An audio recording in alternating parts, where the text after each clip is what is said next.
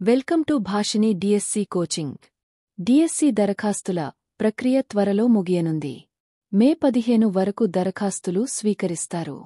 June 6 నుంచి పరీక్షలు ప్రారంభం కానున్నాయి.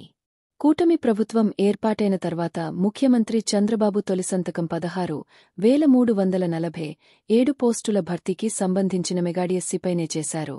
1994 నుంచి 2018 వరకు తెదేపా ప్రభుత్వ హయాంలోనే స్పెషల్, లిమిటెడ్ రిక్రూట్మెంట్లతో కలిపి మొత్తం 13 డిఎస్సిల ద్వారా 1.8 లక్షల మంది ఉపాధ్యాయుల నియామకాన్ని పూర్తి చేశారు. 2018లో చివరి డిఎస్సి నోటిఫికేషన్ విడుదలైంది. అప్పటినుంచి 7 ఏళ్లుగా అభ్యర్థులు నోటిఫికేషన్ కోసం ఎదురుచూశారు.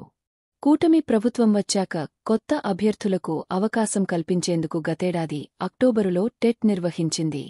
అభ్యర్థులు మరింత మెరుగ్గా సన్నద్ధమయ్యేందుకు 2024 నవంబరులోనే డిఎస్సి సిలబస్ను అధికారికంగా ఆన్లైన్లో అందుబాటులోకి తెచ్చింది.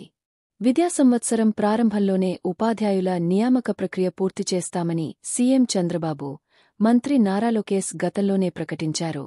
ఇందుకు అనుగుణంగా డిఎస్సి నోటిఫికేషన్ విడుదల చేశారు. ఉపాధ్యాయుల ఎంపికలో సమానత్వం, ప్రాతినిధ్యం కోసం ఎస్సీ ఉపవర్గీకరణ అమలు చేశారు.